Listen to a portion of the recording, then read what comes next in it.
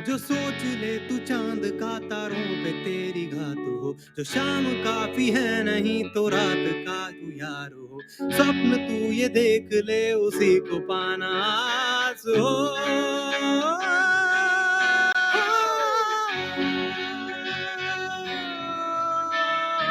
Hi, this is Shivendra Tiwari and you are watching Quotidian Thunder. आज हम discuss करने वाले हैं about the screening process in SSB.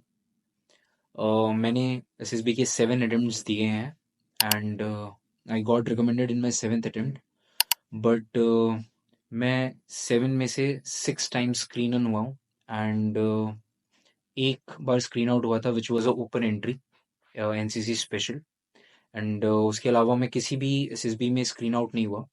सो मैंने कुछ स्ट्रैटेजी फॉलो की थी जो मैं आपके साथ शेयर करना चाहूँगा। I hope it helps you. See, screening process को we can divide into two parts. Firstly the OIR, that is officers intelligence rating, and the other part is PPDT, that is picture perception and description test और discussion test.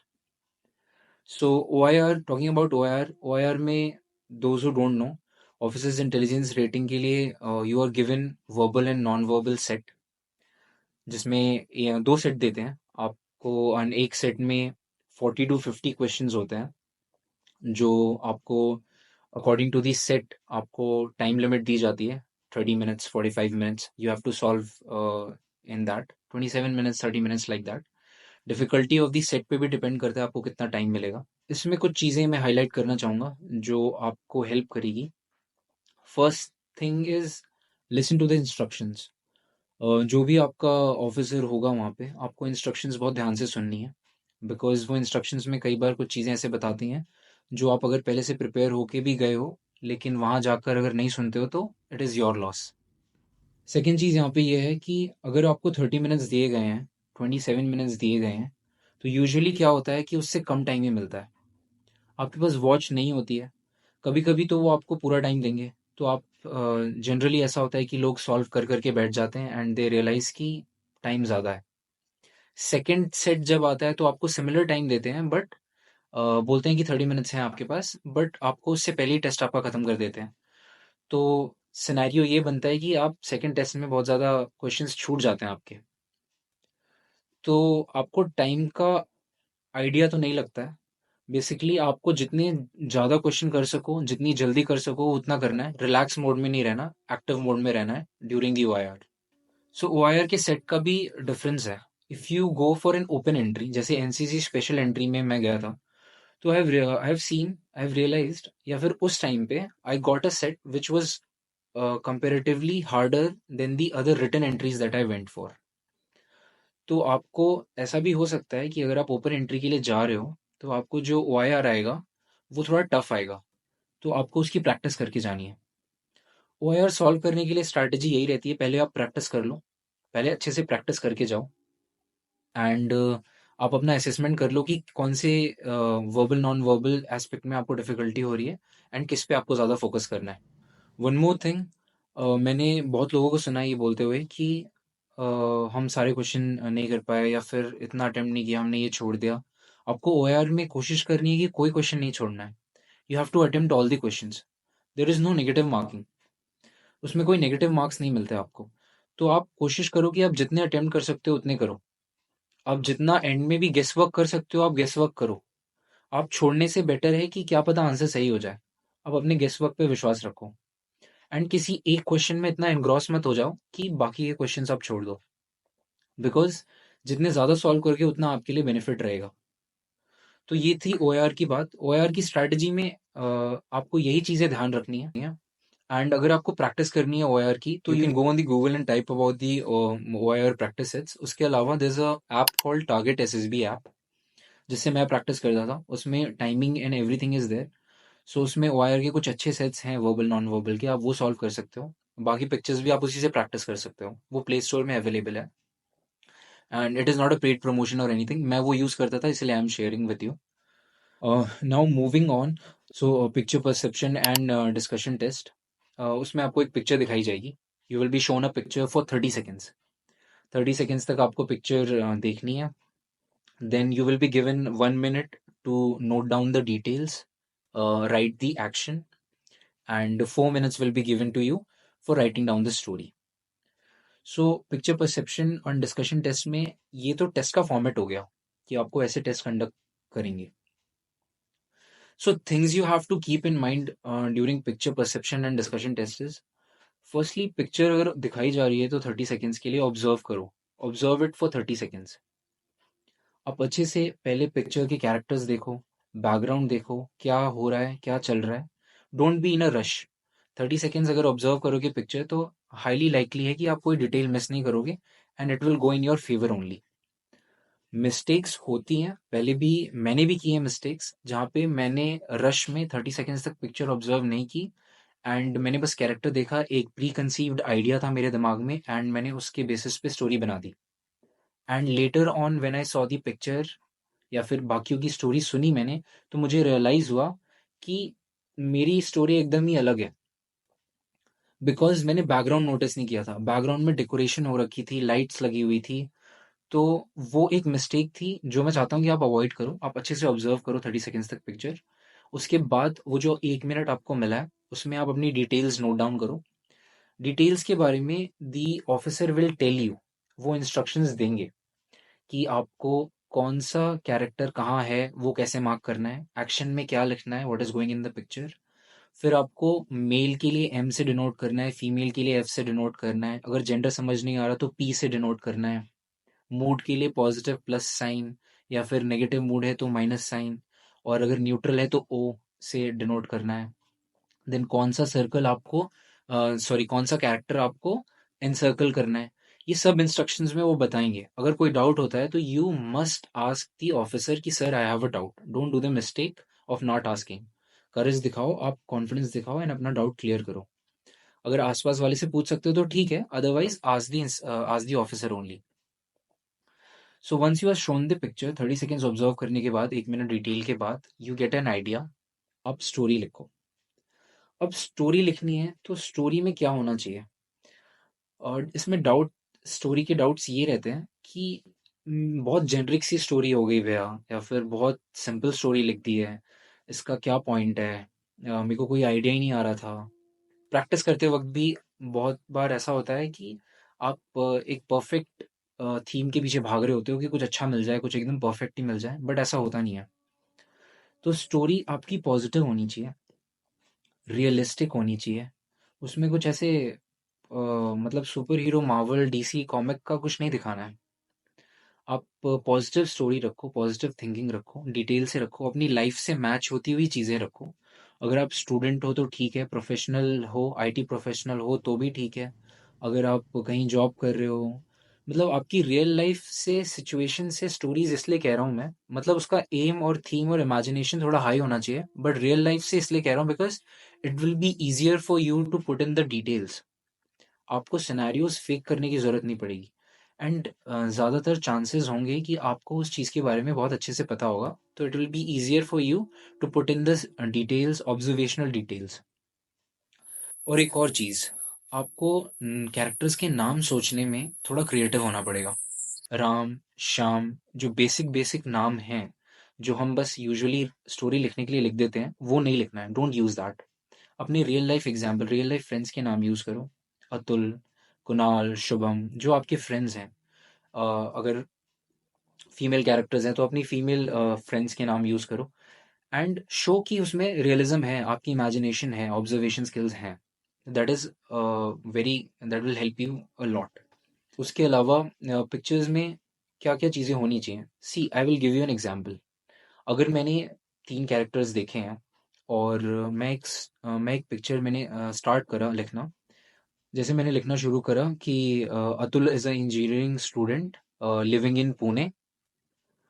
सो एक ये statement है, ये मैंने start किया. And other statement that I am writing, other story का statement that I am writing is Atul is a I square I T engineering student pursuing his BTech electrical degree. So मैंने बस 2 details add करी हैं जिसका impact आप देख सकते हो कि how much imagination you are showing and how much detail is there in your thinking. ये एक एडवांटेज प्ले करता है एंड ये करेगा. आपकी ऑब्जर्वेशनल डिटेल्स बहुत हेल्प करती हैं कि आपने कितनी अच्छी, आपको गुलजार बनने की ज़रूरत नहीं है, बट आपको एक अच्छी डिसेंट स्टोरी लिखनी है जो रियल लगे, आप ऐसे ही हवा में नहीं लिख सकते। फिर what is going in the picture में आपको ऐसी डिटेल्स ऐड करनी है, जैसे कि कुछ प्रॉब्लम है वहां पर, तो आप जेन्युइनली सॉल्व कर रहे हो। इसमें क्या चीज़ें अवॉइड कर सकते हो आप? देखो, फर्स्टली आपको डीएम कलेक्टर और ये सब दिखाने की ज़रूरत नहीं है। ज़रूरी नहीं है कि आप वही दिखाओ। आप सीधा ही आप किसी को उठा के डीएम कलेक्टर बना देते हो। मैं इसलिए कह रहा हूँ कि नहीं बनाना है, बिकॉज़ फर्स्टली आप उसकी वर्किंग नहीं जानते हो। एग्ज़ैक्टली नहीं जानते हो कि उसका वर्किंग कैसे काम करता है। आप डीएम कलेक्टर लिख रहे हो और उसके बाद आप सीधा लिख दे रहे हो कि फिर उसने स्टेप उठाया और उसने रोड बनवा दी या फिर उसने ऐसा कर दिया। तो वो ऐसा एग्जैक्टली काम नहीं करता है। डीएम के पास पावर है, बट उसको भी एक ऑफिशियल चैनल के थ्रू जाना पड़ता है, जो आपको नहीं पता। तो बेटर है कि आप एक स्टूडेंट वाले शूज में हो तो स्टूडेंट वाले शूज में रहो। अगर आप आईटी प्रोफेशनल वाले शूज में हो तो उसमें रहो। या फिर आप एनसीसी कैडेट रह चुके हो तो आप एनसीसी कैडेट वाले उसमें रहो, थीम में, जिसमें आप हेल्प कर सकते हो, जिसमें आपको चीजें पता है एज ए एनसीसी कैडेट जो आप यूज कर सकते हो स्टोरी में। तो जरूरी नहीं है कि आपको डीएम कलेक्टर ही दिखाना है, फर्स्ट थिंग। सेकेंडली, जो आपकी प्रॉब्लम हो रही होगी, एक्स्ट्रा प्रॉब्लम्स क्रिएट मत करना स्टोरीज में। एक प्रॉब्लम है ऑलरेडी आपके पास छोटी, उसको सॉल्व करो, उसके पॉसिबल सॉल्यूशंस ज़्यादा लिखो कि कैसे सॉल्व किया आपने, कैसे ओवरकम किया उस चीज़ को।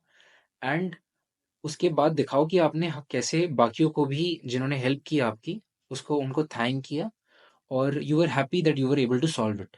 ज़रूरी नहीं कि कोई रिवॉर्ड ही मिले।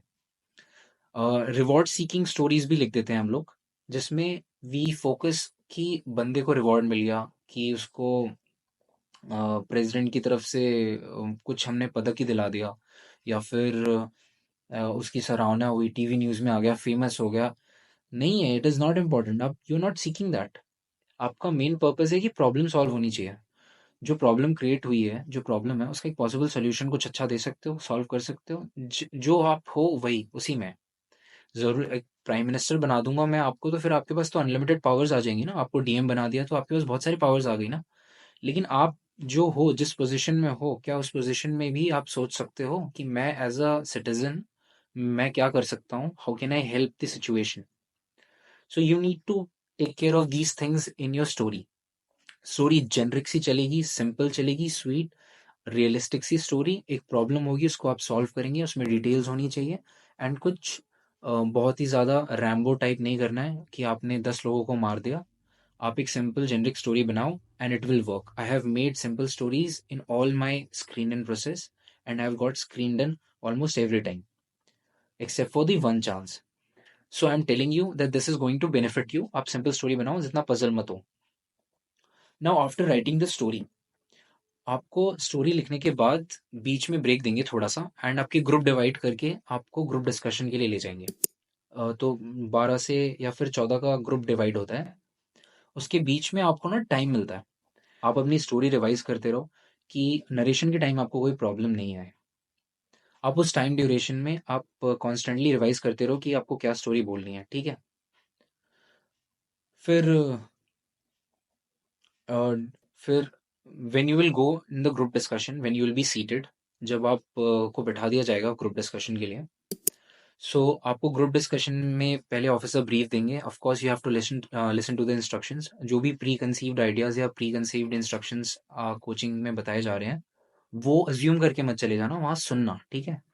सुनने के बाद आपको 1-1 मिनट दिया जाएगा नरेशन के लिए। It will start from chest number 1 and go like chest number 2, 3, 4 up to 10, 11, 12, जो भी आपके जितने भी ग्रुप में होंगे। 1-1 मिनट का नरेशन दिया जाएगा आपको। 1 मिनट दिया जाएगा आपको, नरेट करना है इसमें स्टोरी। नरेशन में क्या ध्यान रखना है? नरेशन में चीज़ें ध्यान रखनी है कि आपकी आवाज़ जब आप बोलो तो समझ में आना चाहिए कि somebody is speaking. You should be loud and clear. आपकी आवाज़ में थोड़ा दम होना चाहिए। वो कैसे आएगा? वो प्रैक्टिस के साथ ही आएगा। ऑल ऑफ अ सडन किसी एक दिन नहीं आ जाएगा। नरेशन में क्या ध्यान रखना है कि 1 मिनट में you have to convey your point. Story बहुत ज़्यादा लंबी नहीं ड्रैग करनी है। आपने जो जो चीज़ें लिखी हैं, जो जो स्टोरी लिखी है, वही आपको 1 मिनट में नरेट करनी है। तो you can start off by saying that, gentlemen, as perceived by me, the picture shown to us had three characters, all in the age group of 20 to 25. All were in a positive mood, and my story goes like this. You can start off with something like this. ये आपको पहले से practice कर लोगे तो it will give you confidence and you start of with your story. Story narrate करते वक्त क्या चीज़ें ध्यान रखनी है कि आप अपने ग्रुप की तरफ जितने मेंबर्स हैं ट्राई करो सबकी तरफ देखो, स्टोरी कॉन्फिडेंटली नरेट करो। स्टोरी नरेट करते वक्त अगर अगर पॉज आ गया, कहीं अटक गए, तो आपको घबराना नहीं है, नर्वस नहीं होना, ठीक है? होता है, एवरीबडी गेट्स एक पॉज कि हाँ हो गया, बट आप come back to your story, confidently deliver करोगे जो भी है स्टोरी बची हुई।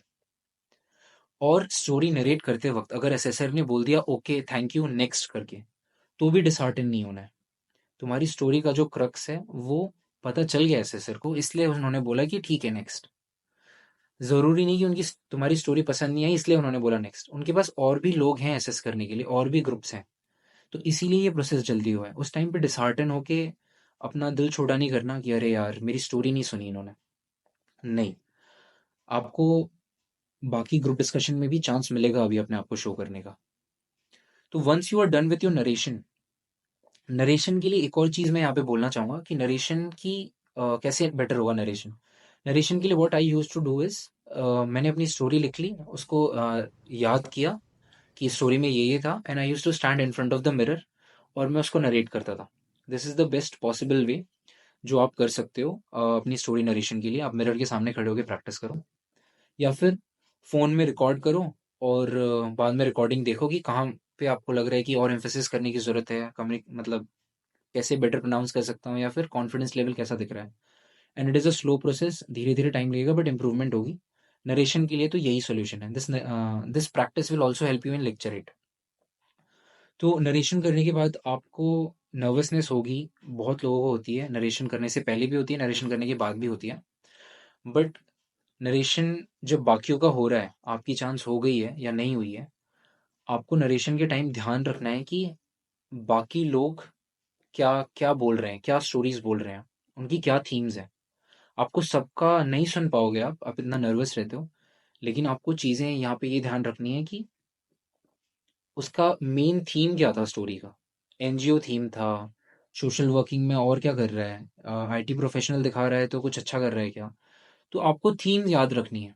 थीम याद रखनी है मतलब कि जब बहुत सारे लोगों का हो जाएगा, ऑलमोस्ट सबका कंप्लीट हो जाएगा, तो बहुत सारे लोगों ने सेम थीम बोली होगी, तो आपको एक आइडिया लग जाएगा कि यार most of the people have gone with the NGO theme. तो आपको ये हेल्प हो जाएगी कि हाँ ठीक है, ग्रुप किस तरफ जा रहा है, आपको डायरेक्शन पता चल जाएगी। नंबर ऑफ कैरेक्टर्स पता चल जाएंगे, ज़्यादातर लोगों ने कितने परसीव किए हैं, थीम पता चल जाएगा। और ग्रुप डिस्कशन के टाइम यही चीज़ें हेल्प करेंगी कि आपको किस तरह प्रोसीड करना है। तो ग्रुप डिस्कशन स्टार्ट होने से पहले नरेशन खत्म हुआ, जैसे ही लास्ट चेस्ट नंबर अपना नरेशन खत्म करता है, ग्रुप डिस्कशन ऑटोमेटिकली स्टार्ट हो जाता है बिना एसएसआर के कुछ बोले। तो जब ग्रुप डिस्कशन स्टार्ट हो जाएगा, तो आपको क्या करना है, ग्रुप डिस्कशन में इनिशिएटिव लेना है, ट्राई करना है इनिशिएट करते हुए आप बोलो।